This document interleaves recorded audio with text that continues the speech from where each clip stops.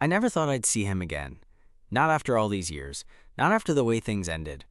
But there he was, standing across the crowded gymnasium, like no time had passed at all. The same crooked smile, the same easy confidence that used to make my heart race and my stomach tie itself in knots. And suddenly, that old spark, buried under years of awkward memories and missed chances, was burning right back to life. So yeah, I'm at my 10-year high school reunion, and let me tell you, it's everything you'd expect.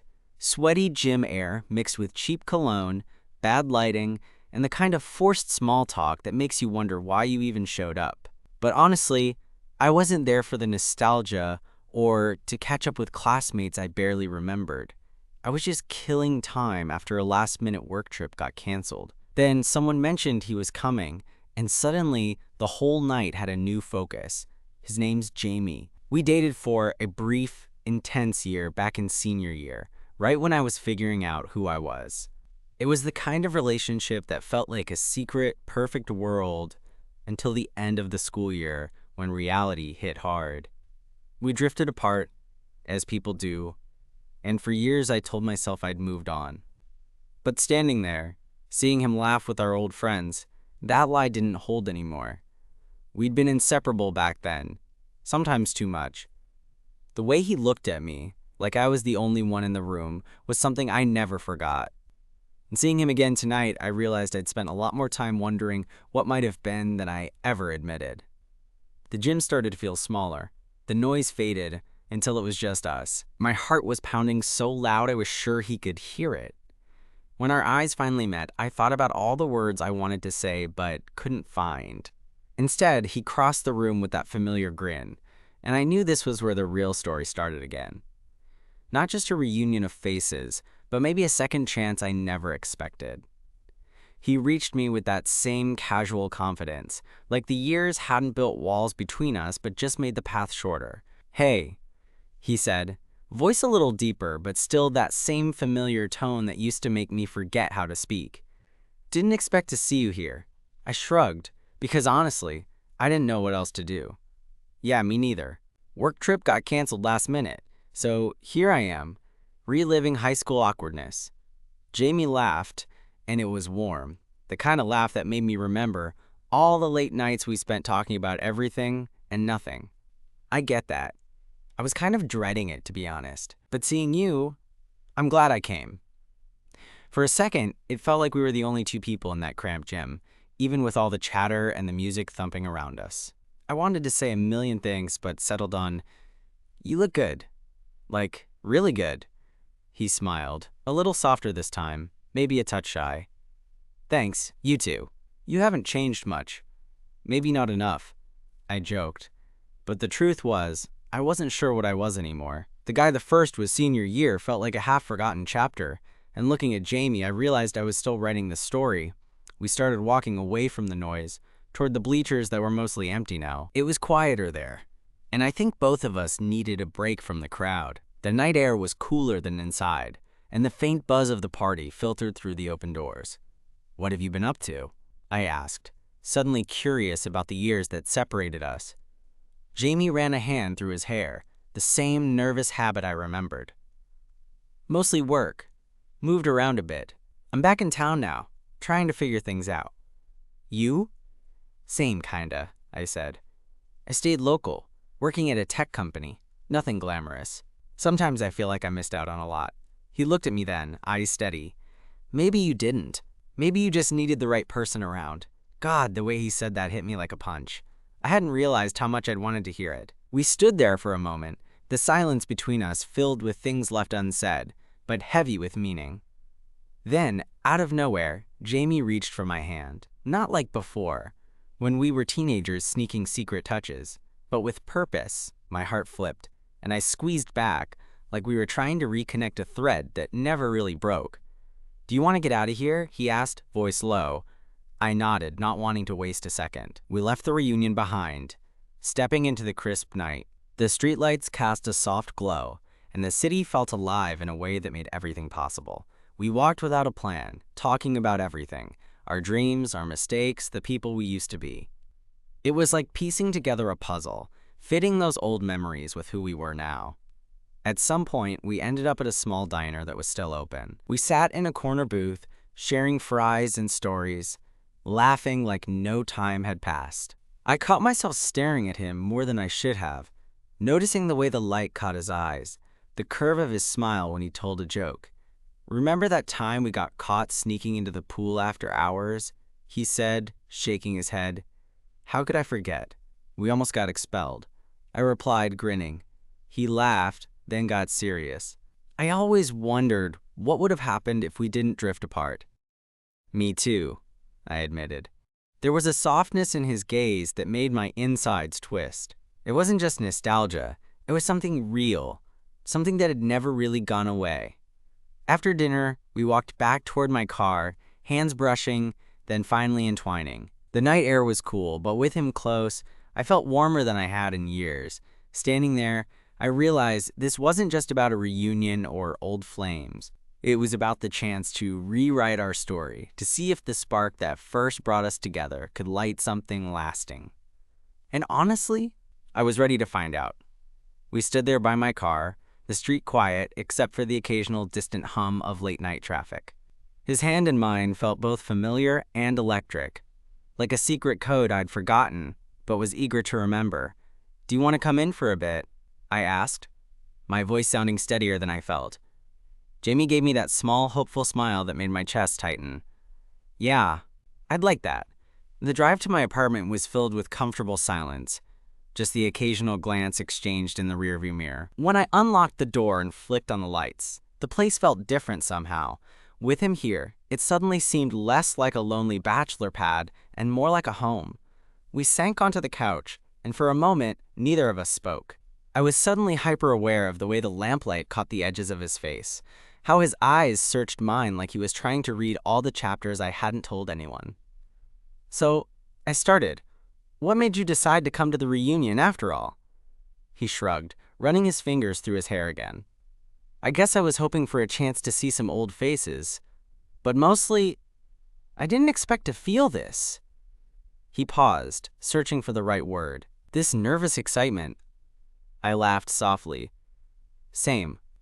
It's weird how you can carry these feelings around for years, like tucked away in a box, and then they just spill out when you least expect it." Jamie nodded. "Yeah, I think I've spent a lot of time convincing myself that what we had was just a teenage thing. But seeing you tonight, it felt more real than I remembered. That honesty hit me hard. I hadn't realized how much I'd wanted to hear that, how much I'd felt the same way but was too scared to admit it. We leaned in slowly, the space between us shrinking until my breath mingled with his. Our first kiss was soft, tentative, like we were testing the waters of something long overdue. But as the minutes passed, it grew deeper, more certain, proof that the spark wasn't just a memory. It was alive. When we finally pulled apart, Jamie rested his forehead against mine. "I miss this," he whispered. "Me too," I said, voice barely above a whisper. We spent the rest of the night talking about the years apart, the things we wished we'd said back then, and the possibilities that lay ahead. It was the kind of conversation that makes you feel seen, like you're both finally stepping out of the shadows of your past. By the time dawn crept through the window, I realized I hadn't felt this alive in a long time. Jamie was still there beside me, his hand warm in mine, and for the first time in years, I felt hopeful. "So," he said with a grin, "think this reunion thing was worth it after all?" I smiled back. "Yeah, I think it was exactly what I needed."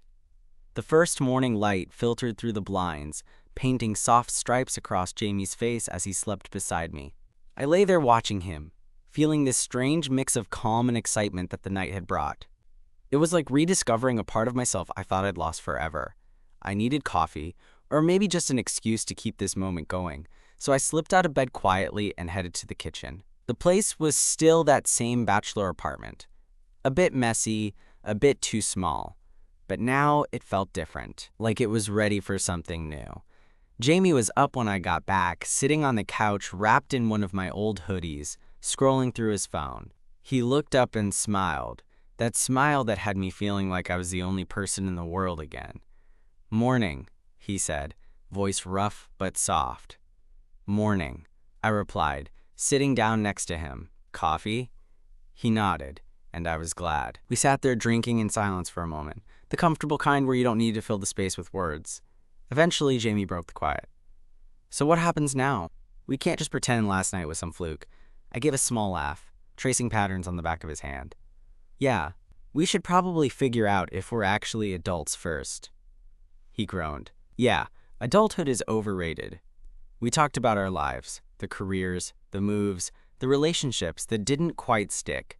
He told me about his job managing a small art gallery downtown, and the way his eyes lit up when he talked about it made me understand how much it meant to him. I shared my own struggles, the nights I spent second-guessing my choices, wondering if I'd settled too soon. It felt good to be honest, especially with him.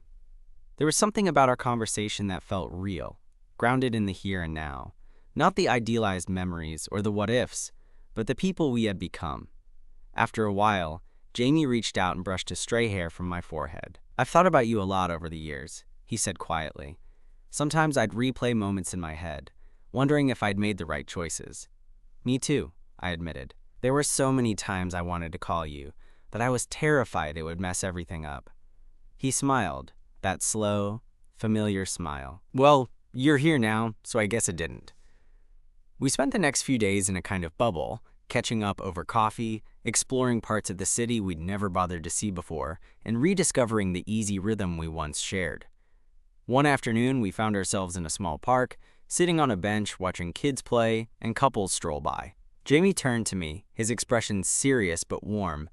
I don't want to rush anything, he said, but I also don't want to waste time. I nodded, feeling that same buzz in my chest. I'm in. Let's see where this goes. It was the first time in a long time I felt hopeful about the future, about what we could build together. Of course, life isn't a rom-com, and over the next few weeks, we had our moments.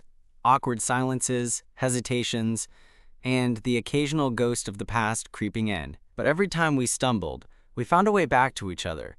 Like the night Jamie admitted he'd been scared to open up fully because of how things ended before. Or when I confessed that I'd been hurt but never stopped caring. We didn't have all the answers, and maybe we never would. But the spark was there. Steady, growing, real, and honestly, that was enough. It was one of those rainy Saturday afternoons when everything felt suspended. Like the world had hit pause except for the two of us. Jamie and I were sprawled out on my couch, wrapped in blankets and nursing hot mugs of terrible coffee from the corner cafe downstairs. Outside, the rain drummed steadily against the window, a steady soundtrack to the quiet that settled between us. I'd been thinking a lot about how strange all this was. Just a few weeks ago, we were strangers with shared memories, and now we were here, navigating this tentative new chapter together. I wasn't sure where it was going, but there was something thrilling about the uncertainty. Jamie glanced over at me, his eyes soft, a little vulnerable. Can I ask you something a bit personal? Shoot, I said, curious. He took a slow breath. After we broke up all those years ago, I kind of shut down. I convinced myself I was fine, but I was just scared. Scared of feeling that way again. I nodded. I'd felt the same. Yeah, I get that. I think I carried a lot of that fear too. Maybe that's why I never reached out. I thought if I pretended it never happened, it'd be easier. It's funny how we do that, Jamie said, a small smile tugging at his lips. But here we are. We sat in silence for a moment, the kind that felt comfortable, not awkward. Do you think we're rushing this? I asked suddenly, worried that maybe the pull between us was just nostalgia, dressed up as something more. He shook his head. No, I think it's real.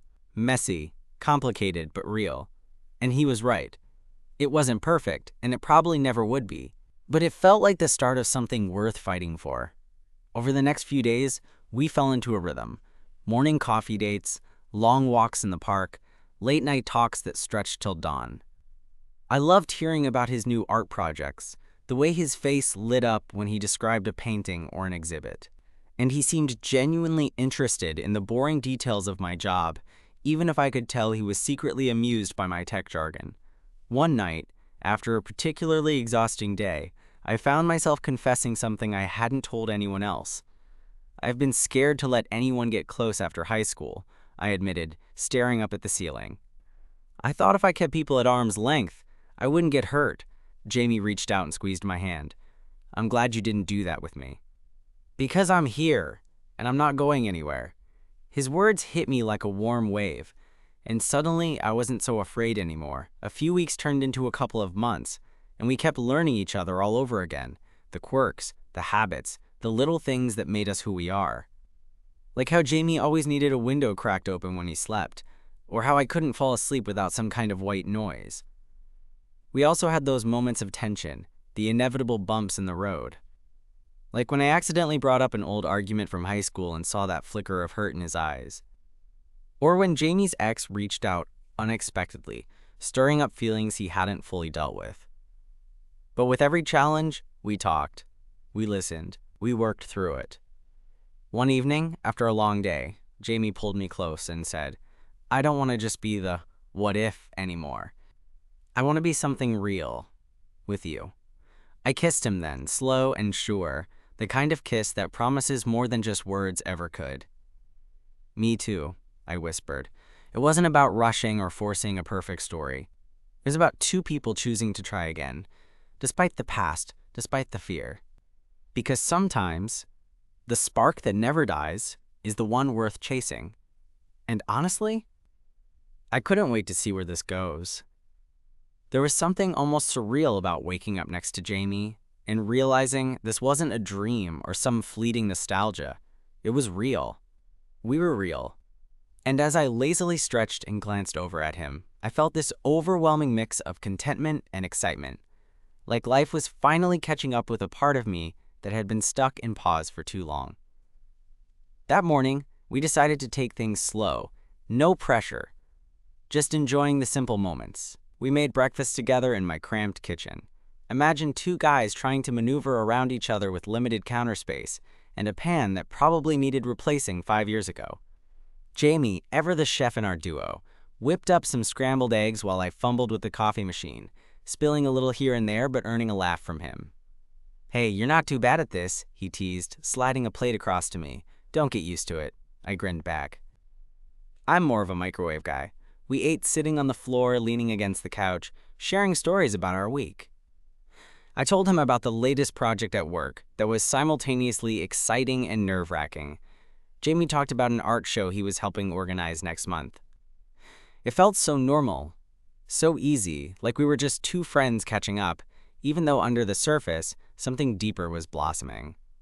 Later, we decided to take a walk through the neighborhood. The sky was overcast, threatening rain, but the cool air felt refreshing after the heat of the apartment. We wandered aimlessly, passing by familiar streets that brought back memories, some sweet, some bittersweet. "Remember that little bookstore we used to sneak into after school?" Jamie asked, eyes twinkling. How could I forget? The owner used to pretend not to notice us hiding in the back corner, reading those weird fantasy novels no one else liked. Jamie laughed, and I realized how much those shared moments had meant, even if back then I was too caught up in everything else to appreciate them fully. We stopped by the old park where we had first kissed. The swings creaked in the wind, and the slide was faded but still standing. Jamie pulled me close, resting his forehead against mine. "I'm glad we found our way back here," he said softly. "Me too," I replied, feeling that familiar spark flicker, stronger this time, steady and warm. As we walked back, the rain finally caught up with us, gentle at first, then steady. We ran for cover under a big oak tree, both laughing like kids caught in a storm.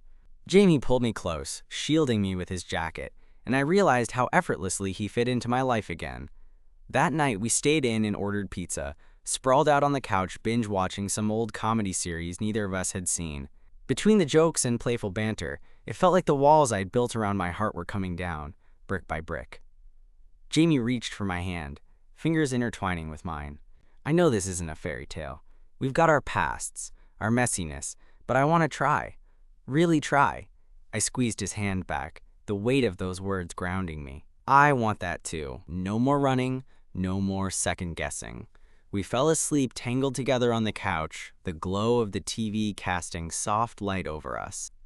For the first time in a long time, I felt hopeful, not just for the moment, but for what might come next. The days that followed weren't perfect. We had our disagreements about life choices, about where we wanted to go, about fears neither of us had voiced before. But every time the tension threatened to pull us apart, we leaned in instead, talking through the messiness, choosing each other again. One afternoon, Jamie surprised me with tickets to that art show he'd mentioned. Walking through the gallery, seeing the passion in his eyes as he described the pieces, I realized how much I wanted to be part of his world, just as he was becoming part of mine. Later, as we stood outside the gallery under a sky painted with sunset hues, Jamie looked at me seriously. "I don't know what the future holds, but I know I want you in it." I caught his gaze, the honesty there cutting through every doubt I'd harbored. "I'm in, whatever comes." We embraced, the city bustling around us. But in that moment, it was just us, two people who'd lost their way and found each other again, ready to write the next chapter. And honestly, I couldn't wait to see where this journey takes us. After that night at the gallery, things started to feel like they were rolling forward, slowly but surely. Jamie and I settled into a kind of rhythm that felt both new and familiar, like rediscovering a favorite song you hadn't heard in years. We weren't rushing anything, but every day seemed to bring us a little closer, like pieces falling into place without forcing it. One evening, about a week after the show, Jamie invited me over to his place for dinner. I was nervous, surprisingly so, because this felt different from the casual hangouts and lazy mornings at my apartment. This was more intimate, more intentional. When I arrived, he was waiting at the door with that crooked grin that had me melting all over again. "Hey," he said, stepping aside to let me in. His apartment was cozy, filled with canvases, paintbrushes, and a few sculptures that looked like they belonged in a museum.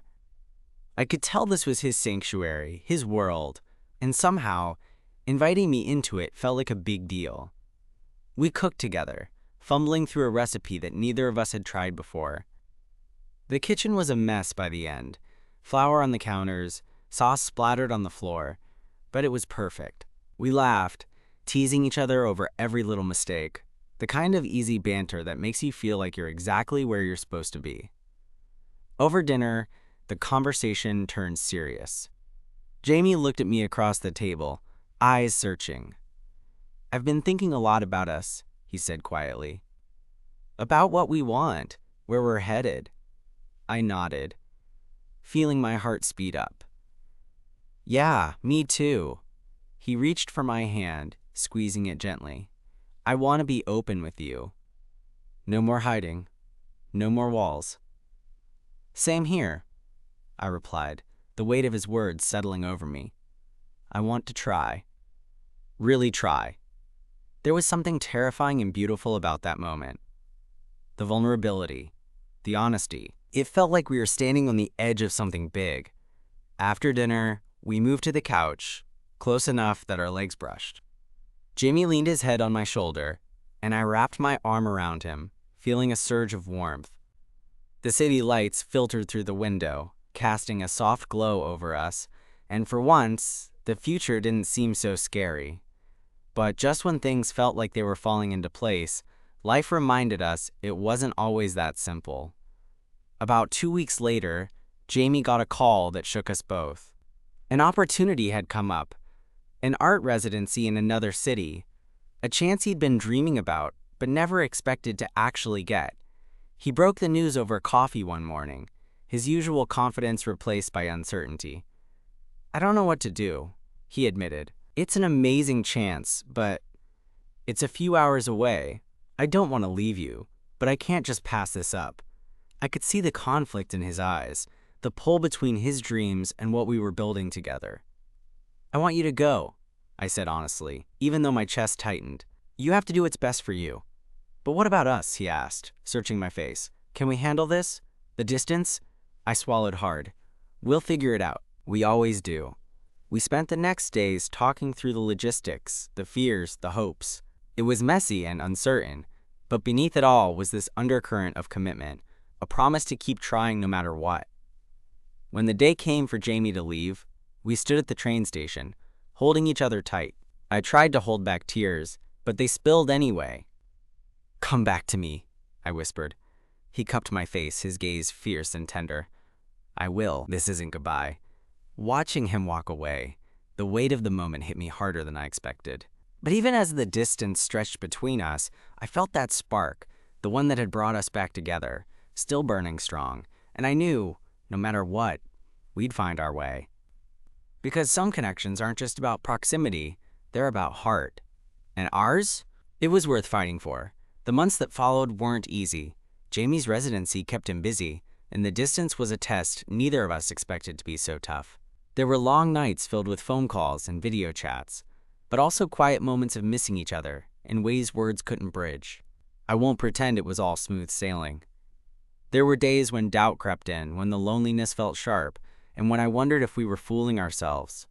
But every time I thought about giving up, I'd remember that crooked smile, the way his eyes held mine, and I'd hold on a little tighter, and Jamie did the same. When he finally came back, it wasn't with grand gestures or declarations. It was simple. He showed up on my doorstep one rainy evening, tired but smiling, carrying a battered suitcase and a heart full of hope. We didn't need words right then. The way he pulled me close, the warmth of his hand in mine, said everything. That night, as we sat together in the quiet of my apartment, I realized something. Our story wasn't about perfection or timing or the right circumstances. It was about two people willing to meet each other, flaws and all, and to keep choosing each other, despite the messiness of life. Looking back, the reunion wasn't just a trip down memory lane. It was a second chance, a reminder that some sparks don't fade. They just wait for the right moment to glow again. And here we are, not perfect, not without scars, but together, building something real and honest, day by day. Sometimes love isn't the lightning bolt you expect. Sometimes it's the steady flame that refuses to die out. And honestly, I wouldn't have it any other way.